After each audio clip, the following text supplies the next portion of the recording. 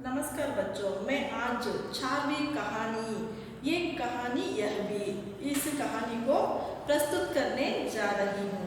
इस कहानी यह भी इस कहानी का लेखिका है मन्नू भंडारी जी है। मन्नू भंडारी जी का जन्म मध्य प्रदेश के भानपुर गांव में 1931 ईस्वी में आपकी जन्म हुई है। बचपन में ही अपनी ये कहानी तो मन्नू भंडारी जी ने अपनी आत्मकथा को यहाँ दिए गए हैं। बच्चों के लिए अपनी जीवनी के बारे में बताने चाहते हैं। इस कहानी में मन्नू भंडारी जी का आत्मकथा प्रस्तुत है। उन्होंने अपने बाल्यावस्था में किसी एक बच्चा अपने जीवन में साधना करने है तो उस घर का माता पिता का प्रभाव, माता पिता का व्यवहार वो बच्चे पर बहुत असर पड़ता है। लेकिन कुछ प्रेरणा भी मिल सकते हैं। किसी से बाल्यावस्था में कुछ दिनों तक एक बच्चे अपने जीवन में आगे जाना है तो उस बच्चे के माता पिता का व्यवहार और प्रेरणादायक रहना चाहिए। और इसी के साथ बच्चे का बचपन में उन्होंने अपने माता पिता के असर और कुछ दिनों के बाद में स्कूल जाने के बाद में शिक्षण के माध्यम से वो बच्चों को अपने अध्यापिकाओं का व्यवहार उनका मन लगाता है और आस पास के लोगों का व्यवहार भी, आजू बाजू में रहने वाले व्यक्तियों और परिवारों का व्यवहार भी एक बच्चे पर बहुत असर पड़ता है। ऐसा ही मन्नू भंडारी जी का जीवन में भी उनके परिवार के तरफ से, अपने कुटुंब के तरफ से उनको प्रेरणा नहीं मिलता है। अपने माता पिताओं के तरफ से उन्होंने प्रेरणा नहीं पाते हैं। आगे के जीवनी में उन्होंने शिक्षण के जीवन के तरफ से उन्होंने अपनी प्रिय अध्यापिका शीला अग्रवाल के तरफ से उन्होंने आगे के दिनों में साहित्य का रुचि को उन्होंने लगाया। किसने? अपने प्राध्यापिका शीला अग्रवाल की तरफ से उन्होंने साहित्य क्षेत्र में अनेक कार्यों को उन्होंने किए गए हैं। अब मन्नू भंडारी जी का ये आत्मकथा की प्रारंभ इस प्रकार है। मन्नू भंडारी जी का जन्म मध्य प्रदेश के भानापुर गांव में थी। पहले उन्होंने छोटापन में बाल्यावस्था में उन्होंने मध्य प्रदेश के भानापुर गांव में रहते थे। कौन? मन्नू भंडारी के परिवार। और लेकिन मेरी यादों को सिलसिला शुरू होता है अजमेर के ब्रह्मपुरी मोहल्ले के उस 2 मंजिला मकान से। लेकिन उनके यादों को शुरुआत होता है। लेकिन बाल्यावस्था में उन्होंने मध्य प्रदेश भानपुर में थे। उनके होश आने के समय में उन्होंने वहाँ से चल पड़े थे। कहाँ? ब्रह्मपुरी मोहल्ले के तरफ उन्होंने चल पड़े थे और वहाँ उन्होंने 2 मंजिला मकान से, वहाँ कहाँ का है तो ब्रह्मपुरी के मोहल्ले में उन्होंने 2 मंजिल का, 2 अपस्टेयर का एक पुराना घर था। किसको? मन्नू भंडारी जी को। जिसकी ऊपरी मंजिल में पिताजी का साम्राज्य था। एक तरफ से नीचे के घर में उनको परिवार थे और ऊपर का घर में, अपस्टेयर का घर में उन्होंने अपने पिताजी का एक बड़ा साम्राज्य को निर्माण किया था। उस साम्राज्य में क्या क्या थे? मन्नू भंडारी जी के पिताजी के वो ऊपर मंजिल का साम्राज्य में यहाँ वे निहायत का मतलब है बहुत से बहुत अव्यवस्थित ढंग से और फैली बिखरी पुस्तकें, पत्रिकाओं और अखबारों के बीच या तो कुछ पढ़ते रहते थे। उन्होंने ऊपर का घर में अपने पिताजी के साम्राज्य में बहुत से बहुत, निहायत का मतलब है बहुत से बहुत तरह के बिखरी हुई, इधर उधर फेंक रहा हुआ अनेक पुस्तकों रहते थे। कहाँ? ऊपर की मंजिल में पिताजी के वो साम्राज्य थे। और एक तरफ से पुस्तकों को बिखरे हुए थे और एक तरफ से पत्रिकाओं को अखबारों को, न्यूज़पेपर भी कुछ पढ़ा रहता था। इसी के बीच में, तीनों के बीच करें तो एक तरफ किताबें, एक तरफ अखबार है और एक तरफ पत्रिकाओं को बीच में बैठकर पिताजी ने फिर डिक्टेशन देते रहते थे। कुछ हार्ड वर्ड्स को सेलेक्ट करके वो किताबों पर हार्ड वर्ड्स को, डिफिकल्ट वर्ड्स को, कठिन शब्दों को चुनकर उन्होंने डिक्टेशन करते थे। नीचे हम सब भाई बहनों के साथ रहती थी। उन्होंने लेखिका के घर में, लेखिका के परिवार में उन्होंने कुल 5 बच्चे थे। 5 बच्चों में से बहुत छोटी थी मनु भंडारी। नीचे के साम्राज्य में, नीचे के कुटुंब के घर में उनका ही, हमारी बेपढ़ी लिखी व्यक्तित्वहीन माँ, उनकी माँ तो अनपढ़ी थी। किसकी माँ अनपढ़ी थी? मनु भंडारी जी की माँ अनपढ़ी थी, लेकिन बच्चों की तरफ से, अपने पति के तरफ से, कुटुंब के तरफ से वो अनपढ़ जैसे रह जाती थी। उसी का जीवन तो अपने बच्चे, अपने पति, अपने परिवार, ये 3 ही उनका मन में ही था। किसके मन में? मनु भंडारी जी के माता जी के मन में। तो उसके दूसरे अन्य चीज़ों पर, अन्य व्यवहारों पर वो कुछ नहीं जानती थी, लेकिन वो अनपढ़ी थी। कौन? मनु भंडारी जी की माँ एक अनपढ़ी व्यक्ति थी। सवेरे से शाम तक हम सबकी इच्छाओं और पिताजी की आज्ञाओं का पालन करने के लिए सदैव तत्पर। उन्होंने सुबह से उठकर शाम तक अपने परिवार के लिए किसी न किसी काम करने के लिए तत्पर का मतलब है तैयार थी। अपने पति की कुछ चाहते हैं उसी की तरफ, और बच्चों की कुछ चाहते हैं उसी के तरफ। उसी के बच्चे और पति के बिना उसके जीवन नहीं थे। क्या कामों में उन्होंने अनेक समय में भी उन्होंने तैयार थी। और अजमेर से पहले पिताजी इंदौर में थे। उन्होंने, अब अजमेर में है, इसी के पहले उन्होंने इंदौर में थे, इंदौर गांव में थे। यहाँ उनकी बड़ी प्रतिष्ठा थी। वो गांव में, इंदौर में पिताजी को बहुत प्रसिद्ध थे। उन्होंने प्रतिष्ठा भी थे, सम्मान थे, बहुत लोग आदर करते थे और एक अच्छी तरह से नाम कमाया। कहाँ? इंदौर में। और कांग्रेस के साथ इन्होंने अपनी जीवनी, अपने परिवार के साथ कांग्रेस कमेटी के साथ उन्होंने वे समाज सुधार के कामों में भी जुड़े हुए थे। उन्होंने इसी के सिवाय, परिवार के सिवाय सोसाइटी में, अपने समाज में उद्धार के लिए किसी न किसी आंदोलन में, किसी न किसी इम्प्रूवमेंट के लिए वो कामों में भी सक्रिय भाग लेते थे। कौन? मनु भंडारी जी के पिताजी। और शिक्षा के वे केवल उपदेश ही नहीं देते थे। उन्होंने एजुकेशन के बारे में लिया तो केवल उसके बारे में थे, वो उपदेश नहीं देते थे। इसके साथ बल्कि उन दिनों में 8-10 विद्यार्थियों को अपने घर रखकर पढ़ाया है, जिनमें से कोई तो बाद में ऊंचे ओहदों पर पहुंचे हैं। उन्होंने शिक्षण के विचारों में आजू बाजू के गरीबों के 8 और 10 बच्चों के ट्यूशन पढ़ाते थे। कहाँ? उनके घर में। इसी के साथ अखबारों को पढ़ने के साथ, उनके काम के साथ उन्होंने 8-10 बच्चों को अपने घर में रखकर ट्यूशन पढ़ाते थे। वो इनके हाथों के नीचे पढ़ने वाले वो विद्यार्थी अब ऊंचे मीन्स हाई पोस्ट में उन्होंने पदवियों पर, ऊपर के पदवियों पर अब काम कर रहे हैं। कौन? पिताजी के शिष्यों ने। और वे उनकी खुशहाली के दिन थे। उस दिन उन्होंने बहुत खुशी से बिताते थे और उन दिनों में उनकी दरियादली के चर्चे भी कम नहीं थे। इसी के साथ भी उनकी उदारता, दरियादली का मतलब उदारता का भी तारीफ कम नहीं थे।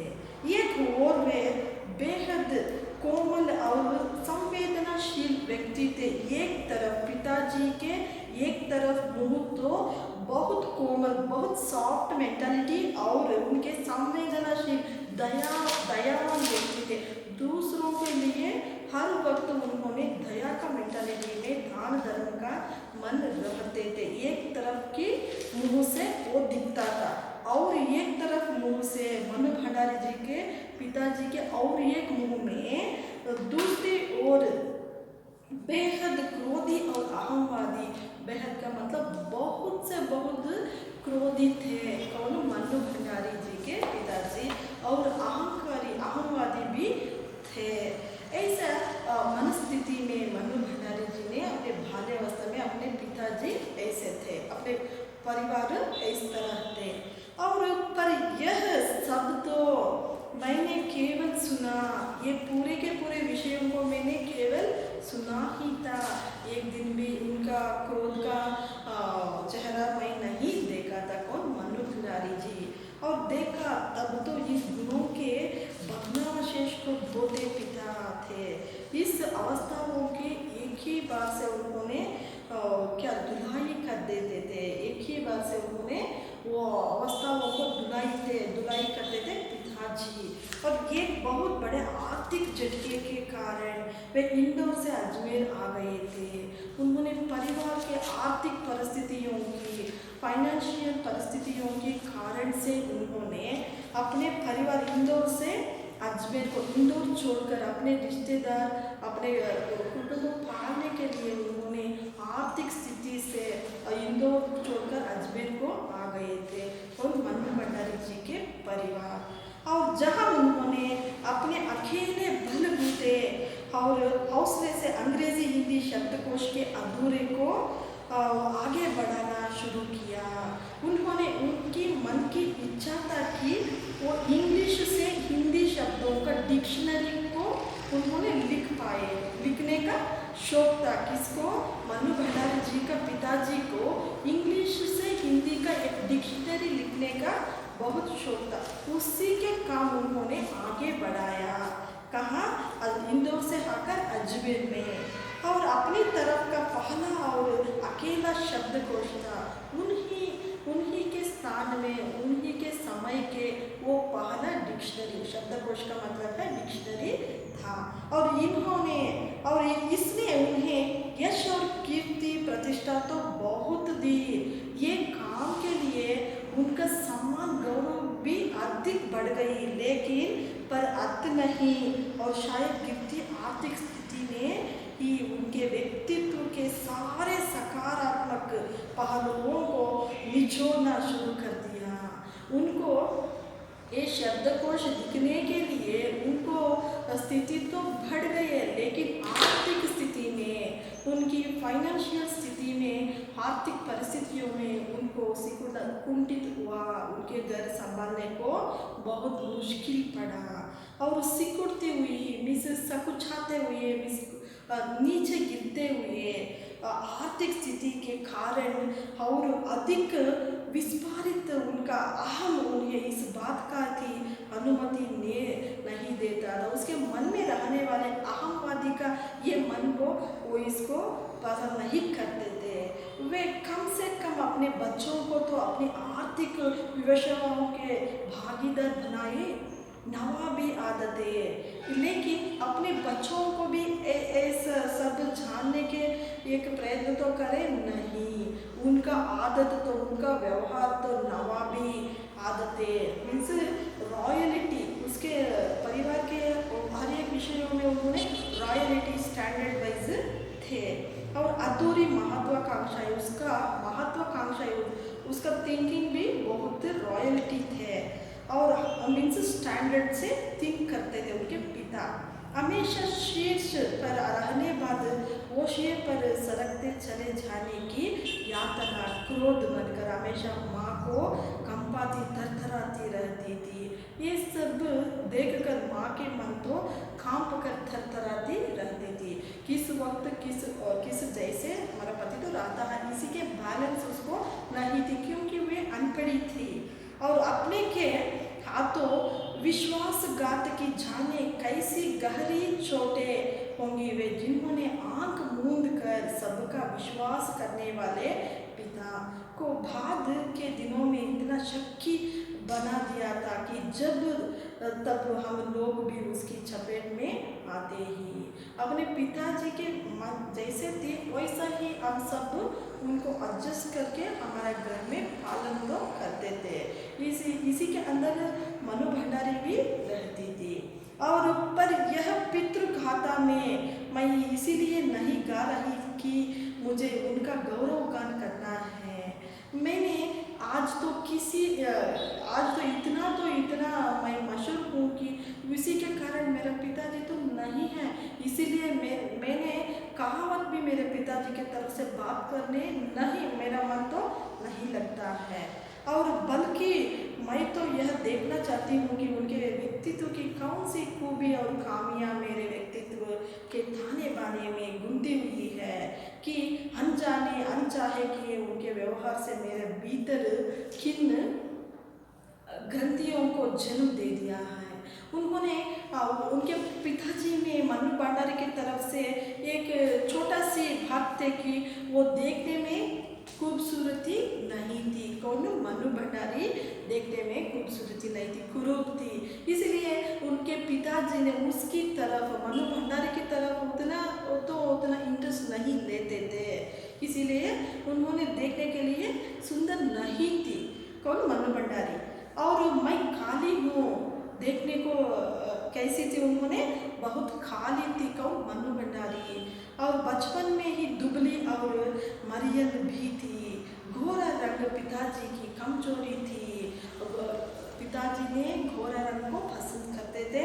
और सो बचपन में मुझसे 2 साल बड़ी खूब गोरी, स्वस्थ और हंसमुखी बहन सुशीला से हर बात में तुलना और फिर उसी प्रशंसा से ही क्या मेरे भीतर ऐसी गहरे हीन भाव की ग्रंथि पैदा नहीं कर दी है। इसी के अंतर में अनपढ़ी माता जी के साथ मनु भंडारी ने अपने परिवार में अनपढ़ी माता जी के साथ उन्होंने पिता के ठीक विपरीत ही थे हमारी बेपढ़ी लिखी माँ। उन्होंने अनपढ़ी थी ना, इसीलिए पिताजी के साथ उन्होंने बहुत स्नेह भाव से रखते थे। विपरीत का मतलब उन्होंने अपने पिताजी के साथ बहुत स्नेह भाव से रहती थी। कौन? मनु भंडारी जी की माता जी। लेकिन उन्होंने अनपढ़ी थी और धरती से कुछ ज़्यादा ही धैर्य उन्होंने कंपेयर किया तो उनकी मेंटालिटी तो धरती से भी ज़्यादा धैर्य और सहन शक्ति थी। शायद उनमें बहुत से बहुत सहन शक्ति भी उनके मन में थी। किसके मन में? मनु भंडारी जी की माता जी के मन में। पिताजी की हर चाहती को अपना प्राप्त और बच्चों की हर उचित अनुचित फरमाइश और जिद को अपना फर्ज समझकर बड़े सहज भाव से स्वीकार करती थी। पिताजी के ज़्यादा से ज़्यादा उनके मन स्थिति, उनकी मन की मेंटालिटी और बच्चों की उचित और अनुचित फरमाइश और अपने ये पूरे को पूरे माता जी ने अपने फर्ज का मतलब है अपने कर्तव्य, ये पूरे मेरा ड्यूटी है, ये मेरा एक परिवार का मेरा कर्तव्य है, ऐसा मन की व्यक्ति थी हमारी माता जी। और उन्होंने जिंदगी भर अपने लिए कुछ मांगा ही नहीं, चाहा ही नहीं। उन्होंने जिंदगी भर के लिए उन्होंने कुछ भी नहीं हमसे मांगा भी नहीं है, कुछ भी नहीं उन्होंने पूछा भी नहीं है मेरी पिताजी की तरफ से। और केवल दिया ही दिया। उनके हाथों में उनकी प्यार और उनकी सहनशीलता, उनके कार्यों में ही हमारे लिए उन्होंने दिया ही दिया है, कुछ भी नहीं उन्होंने मांगा है।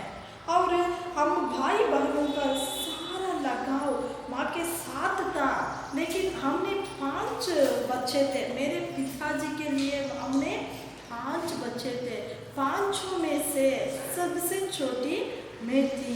5 बच्चों का लगाव भी, उनका कंट्रोलिंग का व्यवस्था तो भी माँ को थी, लेकिन माँ उसको अनुसरण नहीं करती थी क्योंकि उन्होंने अनपढ़ी व्यक्ति थी।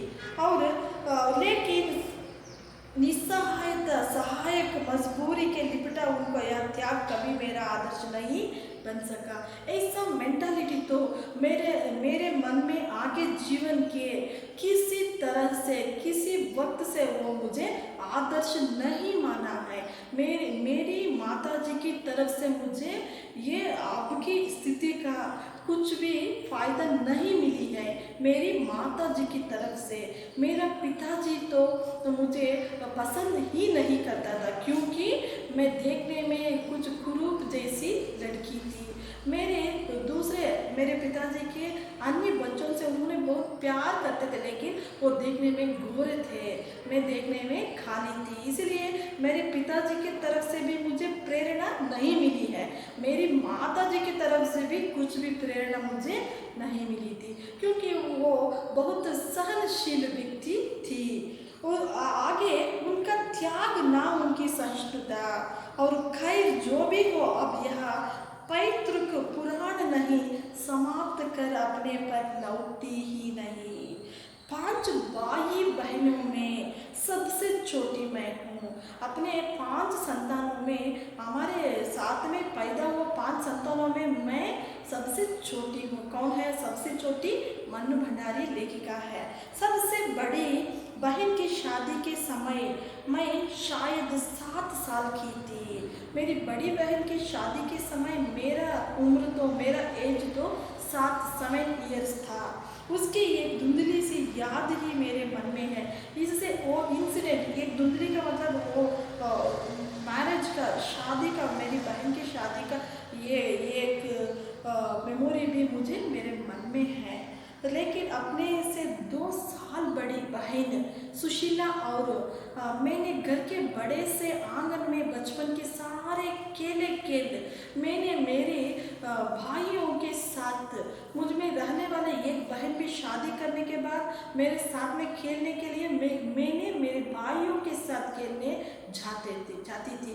कौन सी लड़कों ने कौन सी खेल खेलता है, उसी खेल में मैं जाकर खेलता था। वो खेलों का नाम इस प्रकार है। खेल में सतोलिया लंगड़ी टांगा, वो खेलों का नाम है पकड़म पकड़ाई, काली टोली, तो कमरों में गुड्डे गुड़ियों के ब्याह की रचना, ऐसे पूरे के पूरे मैंने छोटे छोटे खेलों को मेरे भाइयों के साथ मैं खेलती थी। और पास पड़ोस की सहेलियों के साथ, हमारे घर के आजू बाजू में मोहल्ला में रहने वाले आजू बाजू की सहेलियों के साथ ऐसा पूरे खेल में मैं उनके साथ खेलती थी। और यूँ खेलने को हमने भाइयों के साथ गिल्ली डंडा भी खेला और पतंग उड़ाने को कांच पीसकर मांझा सूतने का काम भी किया। लेकिन उनकी गतिविधियों का दायरा घर के बाहर ही अधिक रहता था। मैंने मेरे भाइयों के साथ, मेरे सहेलियों के साथ घर के अंदर कुछ ही समय रहती थी, लेकिन पूरे के पूरे समय मैंने बाहर मेरे सहेलियों के साथ और मेरे भाइयों के साथ खेलकर मैंने समय बीतता था छोटेपन में, बचपन में। और इतना ज़रूर था कि उस जमाने में घर की दीवारें घर तक ही समाप्त नहीं हो जाती थी, बल्कि पूरे मोहल्ले तक फैली रहती थी। इसलिए मोहल्ले के किसी भी घर में जाने पर कोई पाबंदी नहीं थी। पूरे के पूरे मोहल्ले में मैंने खेलने जाते थे, इसलिए किसी का घर में भी मैंने पाबंदी नहीं थे, बल्कि कुछ घर तो परिवार का हिस्सा ही थे। कुछ घरों में, वो एरिया में कुछ घर तो हमारे घर के हिस्सा तो बन गए थे। आज तो मुझे बड़ी शिद्दत के साथ यह महसूस होता है, किसी याद आती है कि अपने ज़िंदगी को जीने के इस आधुनिक दबाव ने महानगरों के फ्लैटों में रहने वाले को हमारे इस परंपरागत पड़ोस कल्चर से विच्छिन्न करके हमारे कितना संकुचित, असहाय और असुरक्षित बना दिया है। लेकिन आज के मॉडर्न युग में, पुराने समय में तो मोहल्ले तो खाली थे। हमें पूरे फ्रेंड्स के साथ और भाई बहनों के साथ अच्छी तरह खेलते थे। लेकिन अब की कल्चर तो बड़े बड़े बिल्डिंग्स होकर ये पड़ोसी कल्चर को हमें भूल गए हैं। हमारे परंपरागत खेलों को हम अब भूल गए हैं। मेरी कम से कम 1 दर्जन आरंभिक कहानियाँ के पात्र इसी मोहल्ले के ही यहाँ मैंने अपनी किशोरावस्था गुजर अपनी युवावस्था का आरंभ किए थे। पूरे के पूरे तो 15 कहानियाँ मैंने लिखा हुआ है, लेकिन मेरी घर की तरफ से, मेरी परिवार के तरफ से मैंने वो कहानियों में जुड़ा नहीं हूँ। लेकिन मेरे घर में ऐसा घटनाएं नहीं हुई है। और 15 कहानियों में भी मेरी ज़िंदगी में मेरी सहेलियों के साथ, मेरे मोहल्ले में खेलने वालों के साथ, ये विचारों की तरफ मैंने 15 कहानियाँ लिखी हुई हैं। लेकिन मेरी परिवार की तरफ से, मेरी माता पिताजी की तरफ से मैंने लिखने को अवकाश ही नहीं मिला है, वो घटनाएं भी नहीं है। और ये दो कुछ छोड़कर उनमें से कोई भी पात्र मेरे परिवार का नहीं है। ये दो ऐसा छोटे छोटे विषयों को छोड़कर धीरे से वो नहीं है, मेरे परिवार के बारे में कहने धीरे से नहीं है। और बस इनको देखते सुनते इनके बीच ही में बड़ी हुई थी। ऐसे संगतियों के बीचों बीच मैंने बड़ी हो गई थी। लेकिन इनकी छाप मेरे मन पर कितनी गहरी थी, वो पुराने का इंसिडेंस मेरे मन में कितनी गहरी प्रभाव थी, इस बात का एहसास तो मुझे कहानियाँ लिखते समय हुआ। ऐसे पूरे विचारों को मैंने कहानी लिखने समय ये याद आ गया। और इतने वर्षों के अंतराल ने भी इनकी भाव भंगिमा भाषा किसी को भी धुंधला नहीं किया था, और बिना किसी विशेष प्रयास के बड़े सहज भाव से वे उतरने चले गए थे। उसी समय के साधो साहब अपने व्यक्तित्व की अभिव्यक्ति के लिए अनुकूल परिस्थितियां पाते ही महाभोज ये इसमें वर्षों में बाद कैसे एकाएक जीवित हो उठे, यह मेरे अपने लिए भी आश्चर्य का विषय था, एक सुखद आश्चर्य था। ऐसे ही अपने बचपन में ही उन्होंने अपने माता पिता के तरफ से, अपने भाई बहन के तरफ से वो कुछ भी नहीं प्रेरणा पा ली थी। उन्होंने सिर्फ ही सिर्फ बाहर की दुनिया में उन्होंने अपनी मोहल्ला के तरफ से और अपनी सहेलियों के तरफ से, और ऐसा ही उन्होंने मन में लगाकर आगे बड़े लेखिका बन गई।